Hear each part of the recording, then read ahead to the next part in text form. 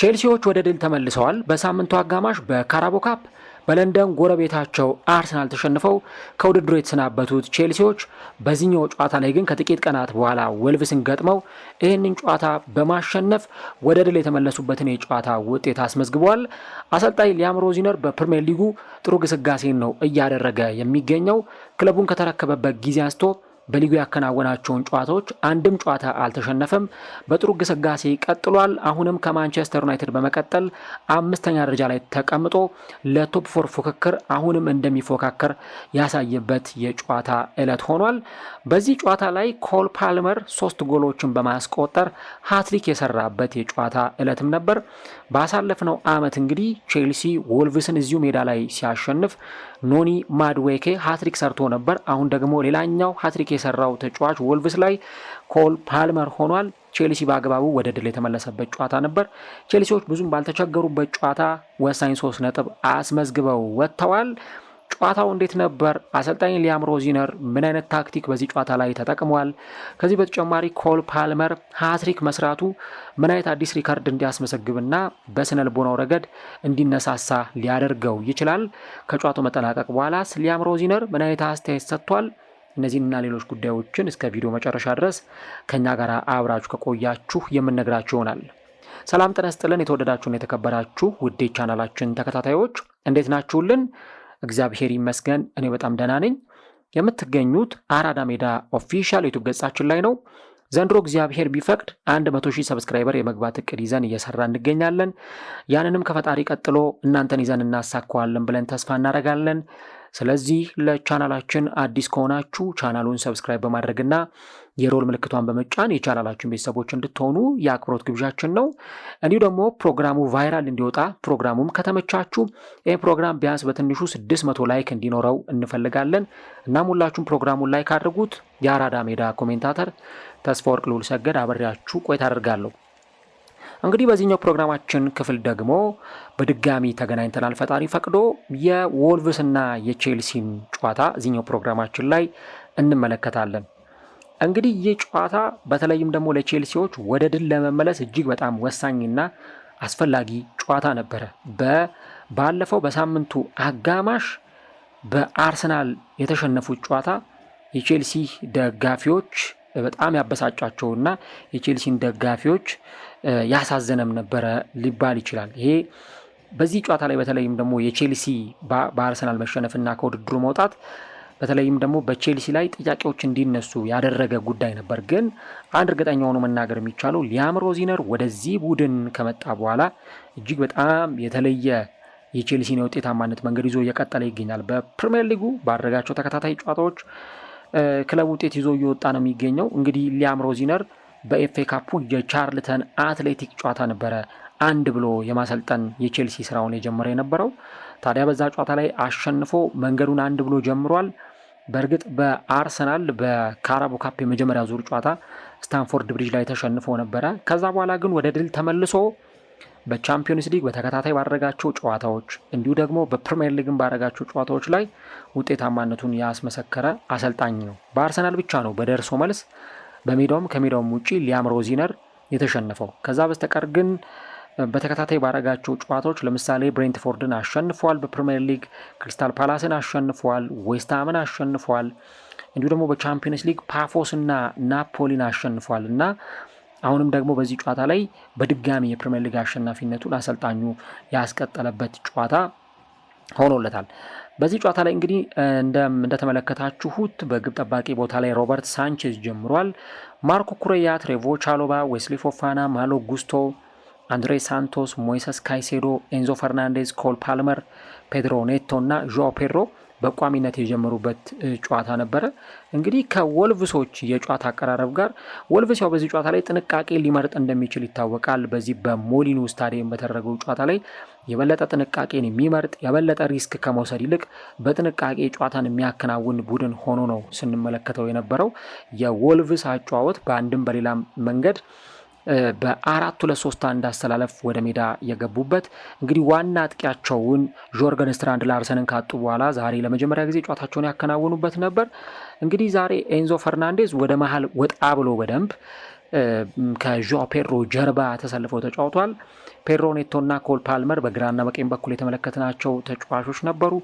ካይሴዶ ደግሞ ከአንድሬ ሳንቶስ ጋር ተጣምሯል እና ሞሬንዞ ፈርናንዴዝ ነጻነት ተሰምቶት እንዲጫወት አሰልጣኙ ሊያም ሮዚነር ፈቃድ የሰጠበት የጨዋታ ዕለት ነበረ። እንደ ጋርናቾ፣ ኤስቴቫኦ የመሳሰሉ ተጫዋቾች ደግሞ በተለይ ማጥቃቱን በደንብ ማገዝ የሚችሉ ተጫዋቾች ተጠባባቂ ወንበር ላይ ነበሩ። እንግዲህ በጨዋታው ላይ ቼልሲዎች በተደጋጋሚ ጊዜ በማጥቃት ሂደቱ ላይ በርካታ ኳሶችን ሲቀባበሉ እንደነበር ተመልክተናል። ወልቭሶች ያን ያህል ፕረስ እያደረጓቸው አልነበረም፣ ወይም ያን ያህል በጣም አስጨንቀው ወደፊት እየወጡ አልነበረም። ይልቁንም ደግሞ የቼልሲዎች በጣም በተረጋጋ ሁኔታ ከሮበርት ሳንቼዝ ከግብ ጠባቂው ጀምሮ ተከላካዮቹ እነ ዌስሊ ፎፋና ሳይቀር በጣም ኳሱን ይዘው ሲጫወቱ ነበር። አስደንጋጭ ሙከራ አይተናል። በተለይ በጨዋታው 11ኛው ደቂቃ ላይ ፔድሮ ኔቶ እጅግ በጣም የሚያምር ኳስ አሻግሮ ያንን ኳስ እንደዚሁ ዦ ፔድሮ ሳጥን ውስጥ ለማሻማትና እንዲሁ ደግሞ ውጤት እንዲያመጡበት ለማድረግ ጥረት ባረገበት አጋጣሚ ላይ ነው እንግዲህ ጥፋት የተሰራውና የፍጹም ቅጣት ምት የተሰጠው። ዦ ፔድሮ ላይ የተሰራው ጥፋት ምንም በማያጠያይቅ ሁኔታ የጨዋታው የመሀል ዳኛ ዣረድ ጊሌት የፍጹም ቅጣት ምት የሰጡበት ሆኗል። በዚህ ጨዋታ ላይ ሲሰሯቸው የነበሩ ስህተቶች በጣም ዋጋ ያስከፈሏቸው ነበሩና እንግዲህ አንድ ተጫዋች ለሁለት ነበረ ማርክ ለማድረግ የሞከሩ የነበሩት በወልቭሶች በኩል። ዦ ፔድሮ ላይ ደግሞ ማት ዶኸርቲ የወልቭሱ አምበል ጥፋት ሰርቶ ኮል ፓልመር በ13ኛው ደቂቃ በፍጹም ቅጣት ምት የመጀመሪያውን ጎል አስቆጥሮ ቼልሲ ጨዋታውን 1-0 መምራት ጀምሯል ማለት ነው። እንግዲህ ከዚህ ጎል መቆጠር በኋላ በተለይ ኮል ፓልመር ካስቆጠራት የፍጹም ቅጣት ምት ጎል በኋላ አሁንም ቼልሲዎች ኳሱን ይዘው ኳሱን በጣም በጥሩ ሁኔታ ተቆጣጥረው መጫወታቸውን ነበረ የቀጠሉት። ያ የኮል ፓልመር ጎል የበለጠ ለቼልሲዎች ደግሞ ጥሩ ተነሳሽነትን ፈጥሮላቸው እንደገና ሲያጠቁ የተመለከትንበት ሂደት ነበረ። ስሩ ቦሎችን ያቀብሉ ነበር። ሰንጣቂ ኳሶች ወደ ዦ ፔድሮ ይደርሱ ነበር። ለምሳሌ 23ኛው ደቂቃ ላይ ማሎ ጉስቶ በረጅሙ ያሻማውን ኳስ ኩኩሬያ እንደዚሁ ለማስቆጠር የተቃረበበትና የካይሴዶን በጣም ሎንግ ቦል ተመልክተናል። ኢቭን እንደውም ኤንዞ ፈርናንዴዝ በራቦና ሁሉ እግሮቹን አቆላልፎ ኳስ ለመሞከር ጥረት ሲያደርግ ነበር። ይሄ በጨዋታው ላይ ምን ያክል በጣም ቼልሲዎች ተዝናንተው ይህንን ጨዋታ ሲያከናውኑ እንደነበር የሚያሳይ ነው። ከዛ በኋላ እንደገና ሌላ የፍጹም ቅጣት ምት ደግሞ ለቼልሲዎች ተሰጥቷል። የመጀመሪያው አጋማሽ ከመጠናቀቁ በፊት አሁንም እንደዚሁ ብዙም አላስፈላጊ የሆነ ጥፋት ነው የሰሩት ወልቭሶች እና እንግዲህ ዦ ፔድሮ ላይ የተሰራው ጥፋት ነው የመጀመሪያው የፍጹም ቅጣት ምት እንዲሰጥ ምክንያት የሆነው። አሁንም በድጋሚ እንደገና ዦ ፔድሮ ላይ ሌላ ጥፋት ተሰርቶ በዛ ደግሞ ምክንያት የፍጹም ቅጣት ምት ተሰጥቷል ማለት ነው። እንግዲህ ከዚህ በተሻለ ወልቭሶች መከላከል ይችሉ እንደሆነ አላውቅም፣ ግን ያላቸው የስኳድ ጥራት በቃ እንዲህ አይነት ስህተቶችን እንዲሰሩ የሚያስገድዳቸውም ይመስለኛል እና መከላከላቸው ጥሩ አልነበረም። አሁንም ሞስኩዌራ እንደዚሁ ደግሞ ጥፋት ሰርቶ ኮል ፓልመር ሌላ የፍጹም ቅጣት የምታገኘ ያንንም እንደዚሁ ወደ ጎልነት ቀየረው። ከረፍት መልስ ብዙም በወልቭሶች በኩል ያን ያህል የማጥቃት እንቅስቃሴ የተደረገበት አልነበረም። ያው ለማጥቃት ሲሞክሩ ነበረ፣ ግን ማጥቃታቸው ደግሞ ብዙም እርባና ቢስ ነበር ማለት ይቻላል። የመጀመሪያው አጋማሽ ከመጠናቀቁ በፊት ከ3 ደቂቃዎች በኋላ ደግሞ ቼልሲ 3ኛ ጎል አስቆጥሯል። የመጀመሪያው ጎል ፓልመር አስቆጠረ። ሁለተኛውንም ጎል በ35ኛው ደቂቃ ፓልመር አስቆጠረ። ከዛ በኋላ በግራ መስመር ላይ ማርኩ ኩሬያ ያቀበለውን ኳስ ነው ኮል ፓልመር አስቆጥሮ ሃትሪክ የሰራውና ጨዋታው ኦልሞስት ያበቃው ልክ 3ኛው ጎል ሲቆጠር የመጀመሪያው አጋማሽ ላይ በቃ ከዛ በኋላ የጨዋታው መጠናቀቅ ያለቀለት ጉዳይ ይመስል ነበረ። ምክንያቱም ቼልሲ 3-0 እየመራ ነው። ለረፍት ወደ መልበሻ ክፍል ያመራው ምንም ያን ያህል የሚያስቸግር ነገር አልነበረም። በእርግጥ በወልቭሶች በኩል ሂቻን ሁዋን በጉዳት ምክንያት ተቀይሮ ወጥቷል። ከረፍት መልስ ወልቭሶች እርሊ ጎል አስቆጥረው ነበረ። 54ኛው ደቂቃ ላይ አርኮ ዳሬ በጣም ወሳኝ ጎል አስቆጥሮ ወልቭሶች ወደ ጨዋታ እንዲመለሱ እድል የሰጣቸውን ጎል አስቆጥሮ ነበረ። ግን ያንንም ቢሆን አልተጠቀሙበትም። እንደውም ጥያቄ ሊሆን የሚችለው ቼልሲ ጎሉ የተቆጠረበት ሁኔታ በደንብ ሊታይ የሚገባ እና አሰልጣኙ ሊያም ሮዚነር በደንብ በትኩረት ሊያየው የሚገባ ነገር መሆኑን ነው የምንመለከተው። ምክንያቱም ከዛም በፊት ጎሉ ከመቆጠሩም በፊት በጣም በተደጋጋሚ የማጥቃት እንቅስቃሴዎችን ሲያሳዩ ነበር። እኛ ቅድም የአርሰናልን ጨዋታ ስናስተላልፍ በሌላኛው ስክሪናችን ደግሞ የቼልሲንም ጨዋታ ከፍተን ስንመለከት ነበር እና በተደጋጋሚ የሆኑ ኳሶችን ክሮስ ለማድረግ ይሞክሩ ነበር። ሳንቼዝ ኳሶችን ይቆጣጠር ነበርና ከቀይ መስመር ላይ እንግዲህ በጣም ጥሩ የሆነ ኳስ ነው አርኮ ዳሬ መጥቶ ማስቆጠር የቻለው። ያውም ከዛ በፊት የማዕዘን ምት ኳስ የሚያሰጥ የማኔን ኳስ ተመልክተናል። የማዕዘን ምቱ ሲሻማ ያው በጣም በጥሩ ሁኔታ የቼልሲም ተጫዋቾች ሊያገኙት ባልቻሉበት መንገድ አርኮ ዳሬ ጎል አስቆጥሯል። ግን ከዛው በኋላ ወደ ጨዋታው አልተመለሱም። ጨዋታው በቼልሲ አሸናፊነት ተጠናቋል ማለት ነው። ጨዋታው ላይ የነበረውን ስታት ስትመለከቱት ቼልሲ የበላይነት መውሰዱን በደንብ የሚያሳይ ነው። ቼልሲ 67% ኳስ ተቆጣጥሯል። ወልቭስ 33% ብቻ ነው ኳስ የተቆጣጠረው። ቼልሲ 15 ሙከራ ሞክሮ ከ15ቱ 6ቱ ኢላማውን የጠበቀ ነበረ። እንዲሁ ደግሞ ወልቭሶች 11 ሙከራ ሞክረው 3ቱ ኢላማውን የጠበቀ ሙከራ ነበር እና የወልቭሱ ግብ ጠባቂ ጆሴሳ 3 ኳሶችን መልሷል። የቼልሲው ግብ ጠባቂ ሮበርት ሳንቼዝ 2 ኳሶችን የመለሰበት ነበር እና ቼልሲ ግን ይህን ሁሉ ኳስ እንዲሞከርበት መፍቀድ አለበት ወይ የሚለው በጣም ትልቁ ጥያቄ ነው። ለምን ወልቭስ በጣም ዘንድሮ እኔ መውረዱ የማይቀር ቡድን ነው። ገና ካሁኑ እንደው ምናልባት በቃኝ ብሎ መውጣት አይቻልም እንጂ በእግር ኳስ ያ ነገር የሚቻል ቢሆን ወልቭስ በቃ በእርግጠኝነት ሁሉም ነገር ያበቃለት ሁሉም ነገር የተጠናቀቀ ጉዳይ ነው። ከዚህ በኋላ ወልቭስ ቀሪዎቹን ጨዋታዎች አሸንፎ ኢቨን አሰልጣኝ ለመቀየር ሞክሯል። ቪቶር ፔሬራ ከአሰልጣኝነታቸው ተሰናብተው በሉተን ታውን የምናውቀውና ሉተን ታውንን ወደዚህ ወደ ፕሪሚየር ሊግ እንዲመጣ ያደረገው አሰልጣኝ ሮቤርቶ ዋርድስ በዚህ ቡድን በኩል የተመለከትነው አዲሱ አሰልጣኝ ሆኗል። ጥሩ አቅም አለው፣ ጥሩ የማሰልጠን አቅም አለው። ግን ደግሞ ቡድኑ ካለበት የውጤት ቀውስ አንጻር ካለው የስኳድ ጥረት አኳያ ደግሞ ከተመለከታችሁት ቡድኑ ከዚህ በላይ የሆነ ርቀትን መሰንዘር አይችልም። ይሞክራሉ ሜዳ ውስጥ የተሻለ ነገር ለማሳየት የሆነ ጨዋታ ለማሸነፍ ሲሞክሩ ጨዋታዎችንም ሲያሸንፉ እንደነበር ተመልክተናል። ግን ደግሞ ያ አጥጋቢ በሚባል ደረጃ አይደለም።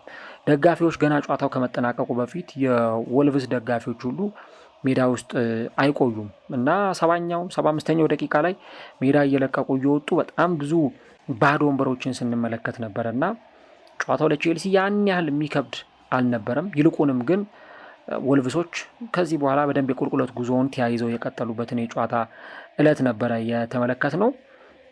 ቼልሲ የበላይነት መውሰዱ በጣም በጨዋታው ላይ በኳስ ቁጥጥር፣ በሙከራ ረገድ እንዲሁ ደግሞ ጨዋታውን ማኔጅ በማድረግ ማኳያ ከተመለከታችሁት በዚህ ጨዋታ ላይ ትልቅ የበላይነት ወስዶ የተመለከት ነው የሊያም ሮዚነሩ ቼልሲ ነው ማለት ነው።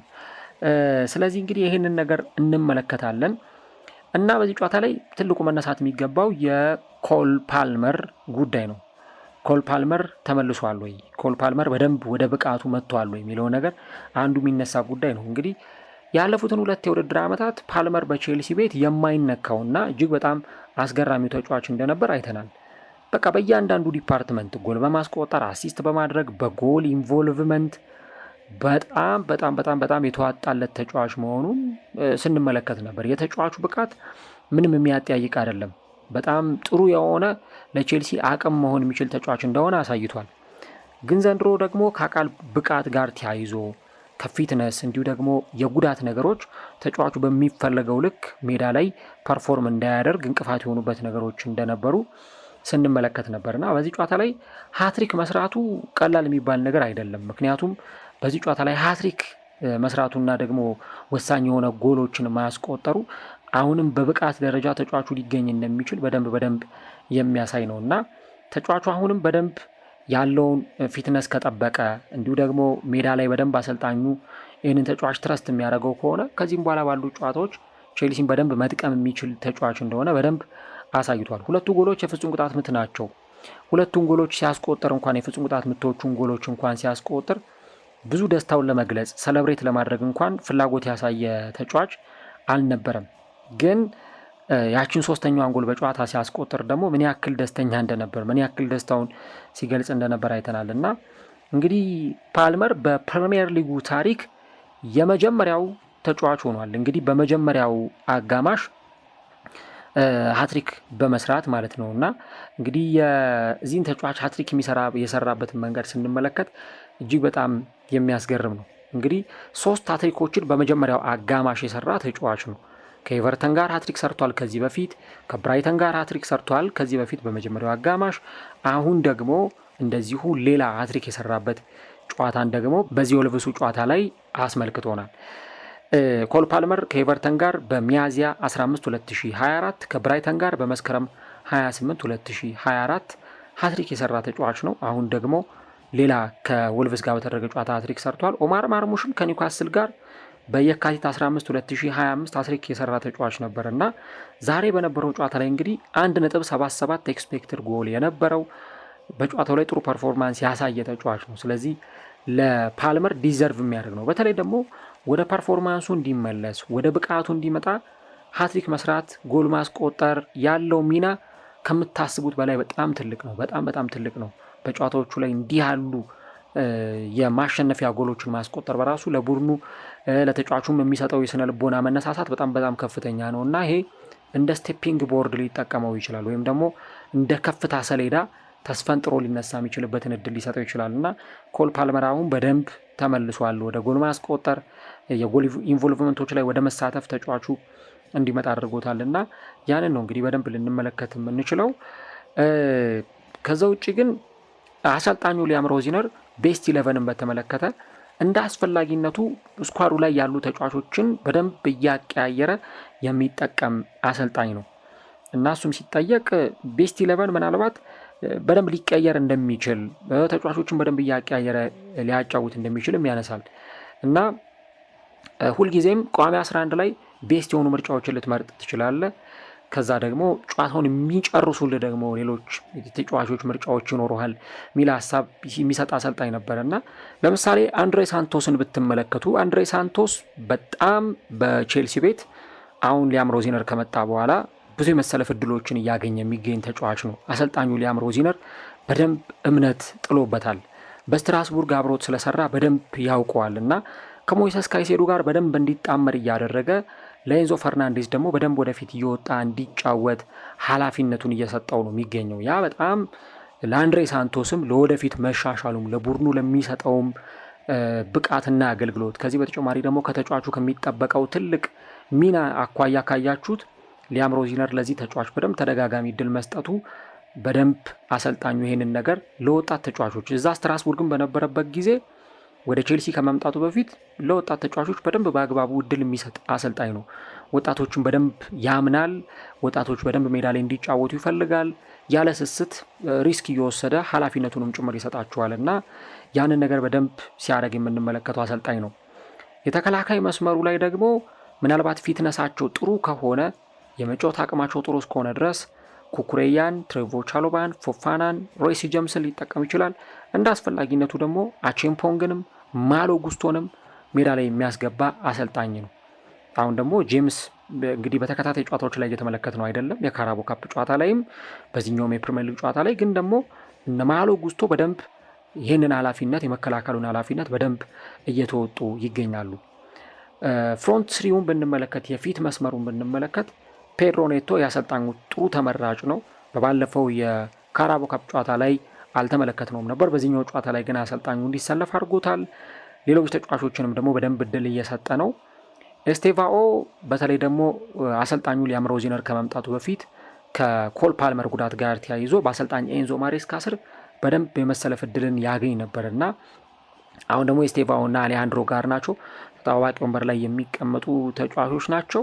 ግን ደግሞ ቼልሲ ካለበት ተደራራቢ የጨዋታ ዕለቶች አንጻር በደንብ ለነዚህ ተጫዋቾች እድል መስጠት፣ ሌሎቹንም ተጫዋቾች እያፈራረቀ መጠቀም ለአሰልጣኙ በጣም አስፈላጊ ነገር መሆኑን እንረዳለን እና ቼልሲ እንግዲህ በዚህ ጨዋታ ላይ አሸንፎ የቶፕ 4 ተፎካካሪ መሆኑን ያስመሰከረበት ጨዋታ ነበር ማለት ይቻላል። አሰልጣኝ ሊያም ሮዚነር ጨዋታው ከተጠላቀቀ በኋላ በተለይ ስለ ኮል ፓልመር አስተያየቱን ሰጥቶ ነበር እና ኮል ፓልመርን በተመለከተ ሁልጊዜም እንደምናገረው ነው እና እሱን መቀየር አልፈልግም። በቃ ሲስተሙን በተወሰነ መንገድ ለመቀየር ሞክረናል እና በመጀመሪያው አጋማሽ የተመለከታችሁት ያንኑ ነበረ። ኮል ፓልመር 3 ጎሎችን አስቆጥሯል። ነገር ግን ደግሞ ይህ በእግር ኳስም ያለ ነገር ነው እና ያን ነገር በደንብ ማየት እፈልጋለሁ የሚል ሀሳብ ሰጥቷል። የሬሲ ጀምስ በእርግጥ ያው በፊትነስ ደረጃ ተቃርቦ ሊመለስ እንደሚችል አሰልጣኙ ተናግሯል። ከዚህ ባለፈ ግን እድለኞች አልነበርንም ብሏል እና እንደውም ለዛኛውም ጨዋታ ሁሉ ዝግጁ ይመስል ነበረ ለካራቦ ካፕ ጨዋታ የሚል ሀሳብም ጭምር ነው የሰጠው። ነገር ግን ትልቅ ጉዳት አይደለም ብሏል። ይሄ ሜጀር ፕሮብሌም እንዳልሆነም ጭምር ነው የተናገረው። ከዛ በተጨማሪ ግን ተጫዋቹ በቅርብ ጊዜ ወደ ሜዳ ሊመለስ የሚችልበት እድል እንዳለም ጭምር በአሰልጣኙ ሊያም ሮዚነር በኩል ተገልጿል። ያው በቼልሲ በኩል ዘንድሮ ከጉዳት ጋር ከሌሎች ነገሮች ጋር ብዙ ጥያቄዎች እንዳሉ የምንመለከተው ጉዳይ ይሆናል እና አንዱ ደግሞ የዚህ ተጫዋቹን ጉዳይ መሆኑን እናነሳለን። እንደውም በጣም በጣም በጣም እድለኛ ነው ሬስ ጄምስን በዚህ አይነት ሁኔታ ውስጥ መመልከት። ይህን ተጫዋች በተደጋጋሚ ጊዜ ሜዳ ላይ ማግኘት በጣም የተለየ ስሜትን እንደሚሰጥ መናገር ይቻላል። አሰልጣኙ ግን በውጤቱ ደስተኛ መሆኑን የተናገረበት ጨዋታ ነው። እንግዲህ አሁን ቼልሲ በደረጃ ሰንጠረዡ 5ኛ ደረጃ ላይ ተቀምጧል፣ ከማንቸስተር ዩናይትድ በመቀጠል ማለት ነው። ማንቸስተር ዩናይትድ በ44 ነጥብ 4ኛ፣ ቼልሲ በ43 ነጥብ 5ኛ ደረጃ ላይ ተቀምጧል እና አሁን ፉክክሩ ቀላል አይደለም። ቪላም ኦልሞስት የቶፕ 4 ፉክክሩን ተቀላቅሏል። እንደውም ኡናይ ኤምሬ እኛዋ ለዋንጫ እንፎካከርም አርሰናል ነው ለዋንጫ የሚፎካከረው ብለው ሲናገሩ ነበር። ስለዚህ አሁን አስቶን ቪላ 47፣ ዩናይትድ 44፣ ቼልሲ 43፣ አንድ ቀሪ ጨዋታ በእጁ ላይ ያለው ሊቨርፑል 39 ነጥቦች ላይ ነው የሚገኙ። ስለዚህ አንድ ጨዋታ ላይ ነጥብ መጣል ዋጋ የሚያስከፍልበት ጊዜ ስለሆነ ቼልሲ በእያንዳንዱ ጨዋታ ላይ ነጥብ ይዞ መውጣት ይጠበቅበታል። እንግዲህ ቀጣይ ከሊድስ ዩናይትድ እና እንዲሁ ደግሞ ከበርንሌ ጋር ጨዋታዎቹን ያከናውንና በመሀል ላይ የኤፍኤ ካፕ ጨዋታ አለበት። ከዛ በመቀጠል ከቼልሲ፣ ከአርሰናል፣ ከቪላ፣ ከኒውካስል እና ከኤቨርተን ጋር ጨዋታውን ያከናውናል። ስለዚህ እንዲህ ባሉ ጨዋታዎች ላይ ነጥብ ይዞ መውጣት በጣም አስፈላጊ ነው እና ቼልሲ ወሳኝ 3 ነጥብ አስመዝግቦ የወጣበት ጨዋታ ነው። በአንጻሩ ግን ወልቭስ ኦልሞስት የመውረዱ ጉዳይ በቃ እየተረጋገጠ መጥቷል። አሁን በ8 ነጥብ በ32 የግብ ዕዳ 20ኛ ደረጃ ላይ ነው የተቀመጠው። እንግዲህ ከዚህ በኋላ ወደ ላይ እንኳን ለመውጣት ነገሮች በጣም ሊያስቸግሩት ይችላሉ እና ኖቲንግሃም ፎረስት 26 ነጥቦችን ይዞ ነው 17ኛ ደረጃ ላይ የተቀመጠው። በኖቲንግሃም ፎረስት እና በወልቭስ መካከል ያለውን ነጥብ ልዩነት ከተመለከታችሁ 18፣ ያ ማለት የ6 ጨዋታ ልዩነት ማለት ነው እና ወልቭስ በጥቂት ሳምንታት ውስጥ በ8 ሳምንታት ውስጥ መውረዱን ማረጋገጡ አይቀርም። ያንን ነው የምንመለከተው። ቼልሲ ግን ወሳኝ 3 ነጥብ አስመዝግቦ እንደገና በቶፕ 5 በቶፕ 4 ፉክክር ውስጥ ራሱን እንደሚያቆይ ያረጋገጠበት ምሽት ሆኗል ማለት ነው።